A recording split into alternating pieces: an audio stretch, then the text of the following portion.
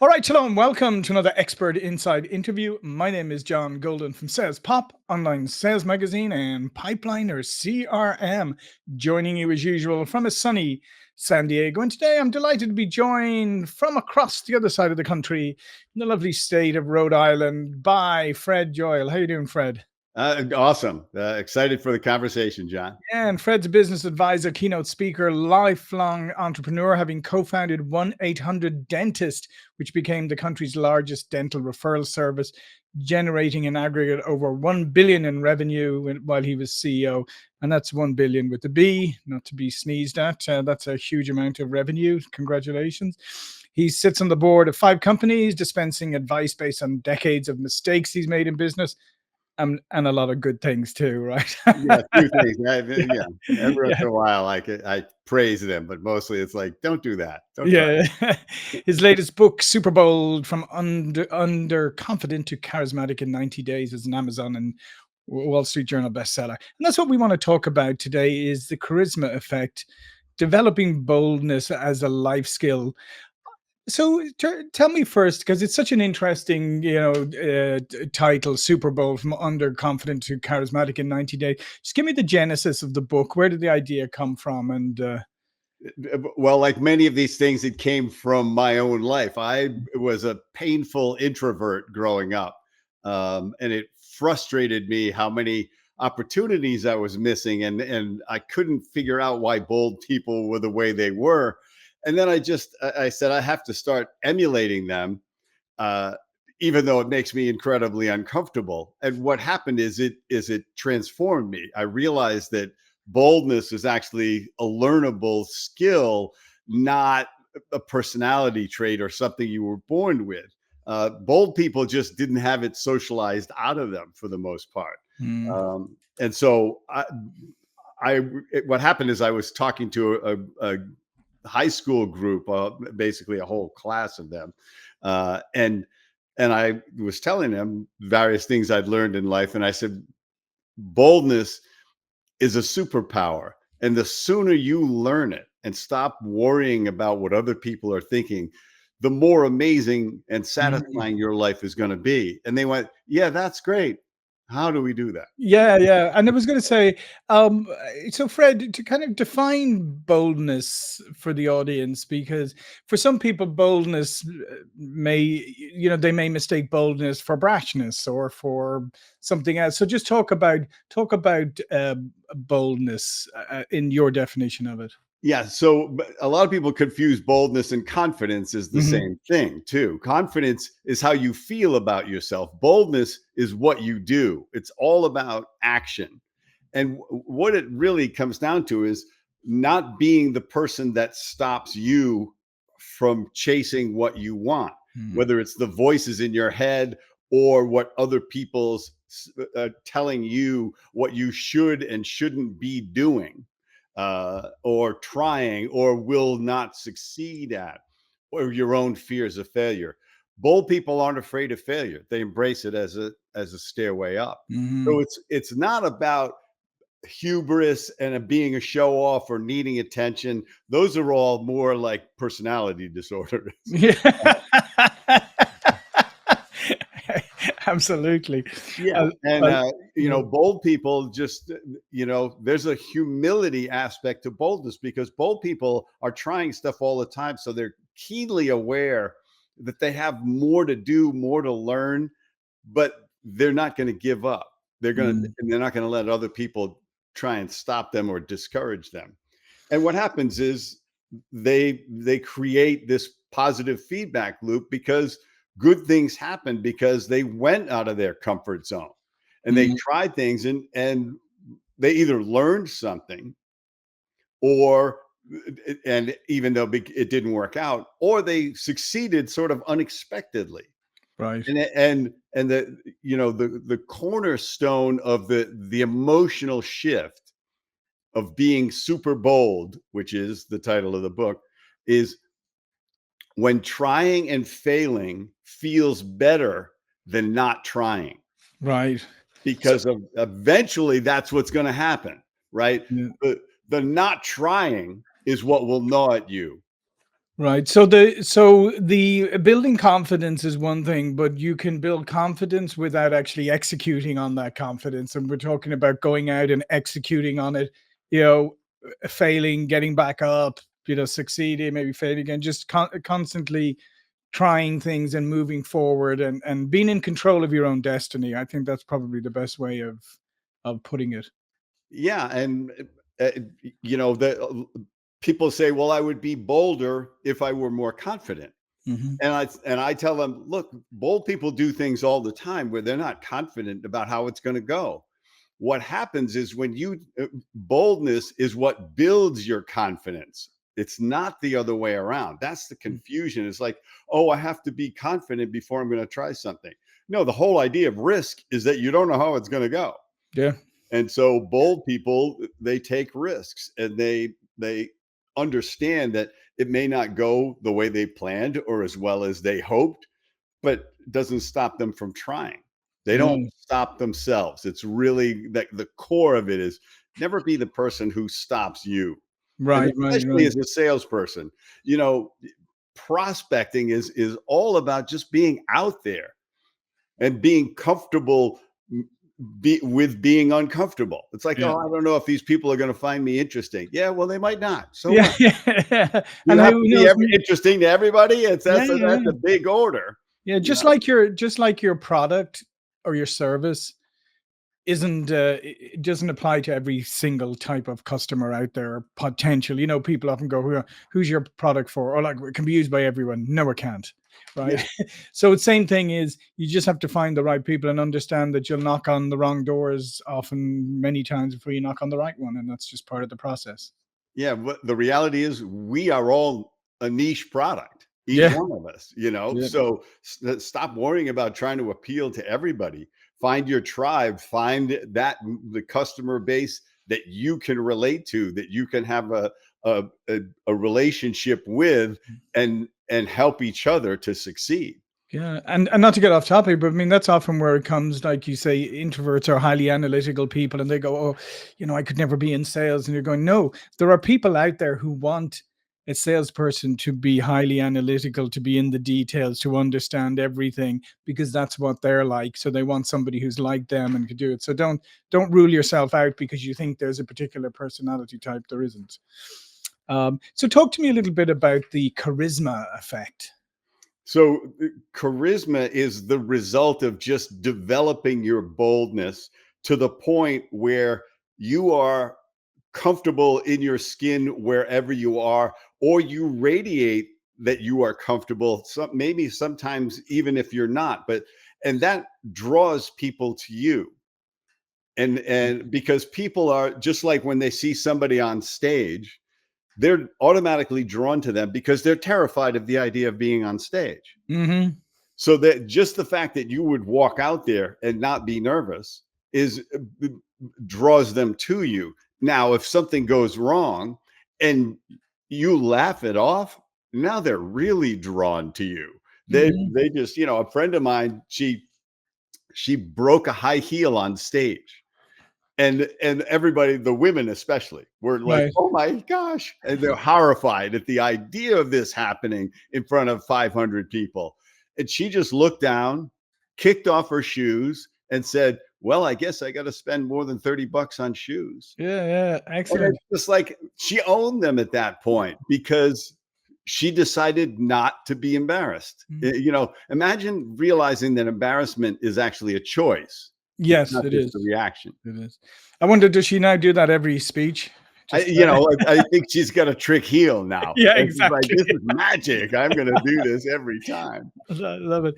So the other part of your thing, so is from underconfident to charismatic, but in 90 days, right? So a lot of people would say, 90 days, are you mad? Like I'm no confidence, I'm not bold, I'm this. How am I going to change my life in 90 days?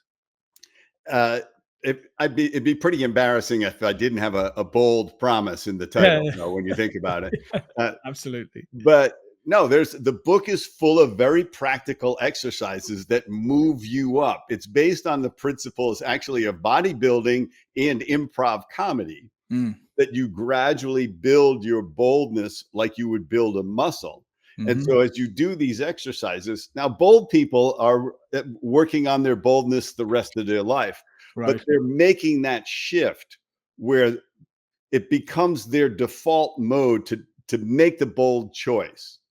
And that can happen in 90 days because it will be an epiphany somewhere in those 90 days where you say, wow, I thought this was going to, I was making 5 phone calls in a row or 10 or 50 or 100 and everybody hung up on me. And then I said, you know what? I'm making 51, the number 51 call, and you get in a 30-minute conversation with a person that leads you to 5 other customers. And Hmm. you make a powerful connection with that person, and you look back on it 3 years later and you say, that thank goodness I made the 51st call. Right. So what happens is as you do these boldness exercises, you start smiling at strangers, then you start chatting people up in line at Starbucks, and then you start to do some things, like you go to a karaoke club where you don't know anybody and you go up and sing even though you don't have a good voice, and you embrace the discomfort. All of a sudden you can just feel that shift where you're comfortable where you once were uncomfortable, Hmm. and you see that it's possible to just keep expanding your comfort zone more and more and more. And now you're chasing your dreams. Now you're not stopping yourself. Now you realize that it's not up to other people what your life should be like. It's up to you. Yeah, and I think that's a really important point just to underline, because I think a lot of people often feel like they're living someone else's life, or they're living expectations that they have placed, they maybe they expectations of family, expectations or whatever, but living someone else's life, because a lot of times people haven't figured out really what they want to, what their purpose is, why they're doing what they're doing, and so they accept a lot of these, they kind of accept their lot, if you like. Yeah, if you're not deciding who you are and who you want to become, somebody else will decide what you're capable of and impose that on you. Hmm. And you know what? The clock runs out. We're in the game of life, but we don't know how long the coach is going to let us play here. Yes, that's So, true. leave it all on the court. That's, Hmm. or in the pitch or on the mat or whatever you're playing. But go out there because it's too short to think that you could get to your dreams tomorrow or next week or when you have enough time or enough money. There's never enough time or enough money to get to your dreams. And I think I think it's another very profound point, because I think we're always, a lot of people living like an arm's length away from ourselves. We're always like, if we just do this one more thing, or this next year, or next week, or whatever, or if I get to this level, or if I have this amount of money, or whatever it is, we set these artificial kind of milestones that, yes, when we get to that, then we'll do something. Yeah, as soon as I'm making enough money, I'll start to save it. Yeah, It's that exactly. And same then you're sort of just, because principle. It's like that's how not much going to happen. yeah, how Look, much is enough? You know, you have to start saving 10% when you're barely making any money. Uh, that's what aggregates, and this is what I want people to understand is get to your dreams every day. Step up, speak up, try something new every day, because what you do every day aggregates, and what you don't do every day disintegrates. Mm. Absolutely. And the other thing is, you referenced this earlier, and I wanted to come back to it, was the idea of mistakes, and about learning and understanding that your greatest teachers can be your mistakes. Even sometimes, the things that happen to you in life, maybe the people who you're least well disposed to because they did something to you, maybe on looking back, maybe they were a teacher. They were just teaching you a lesson in a very different way. But talk to me a little bit about that idea of learning from mistakes and embracing mistakes. I mean, failure is how we learn how to do everything. Mhm. you know, we learn how to walk that way. We learn how to talk. We didn't sound that good when we started talking. We were Right. not articulate out of the womb. Um, but we reach a point in our early 20s where we don't want to fail anymore. Right. Because why? Because we've been through 12 years of school where a failure was a black mark. Mm-hmm. And they should say, nice failure. There's uh, uh, the woman who started Spanx, Sarah. Her dad every day at dinner would say, "What did you fail at?" Mm. To her and her brother, and like, what an amazing parental guide that is, to just say, not to worry about it, but Yeah. to embrace it, to go like, this is how you get better, Yeah. is you do what you're formerly incapable of. Yeah. So really what he's saying is, what did you try today? Yeah. Yeah. Yeah. What did you try that you wasn't, you didn't think it was going to work, and it didn't? Yeah. Yeah. Let's talk about that. Because failure is only truly failure if you don't learn anything, if you Mhm. don't mine it for some information. If you do the same thing wrong consistently, and have a series of failures, yes, you're failing because you're not learning from what is happening. And I believe that the universe will turn up the volume on you until you actually listen. Yeah, no, 100% on that. And also, you mentioned earlier about, just coming back to the charisma thing. It's another one where people naturally often assume that charisma is a natural thing. Like you have natural charisma or you don't have charisma. Like it's just one of those things. Um, Talk to me a little bit about the fallacy maybe there. I think that it's the fallacy is they think about it as charming, and they see certain people that way. But all it really is you're comfortable presenting your full self to the world, whatever that is, Hmm. that uniqueness, your niche of who you are. You are a person of total uniqueness, and you're only free when you don't worry about anybody else's opinion, except those few people whose that feedback is precious to you. Because we get very hung up on the judgment of other people, Yes. and we do it all the time too. I look at people, I go, that guy should shave that beard immediately. That woman should never wear that dress. I mean, my head does all of these judgments. I'm wrong about 97% of the time about that person, because I've created a whole story around that person, Hmm. and it's wrong. And Yeah. so I know it's wrong.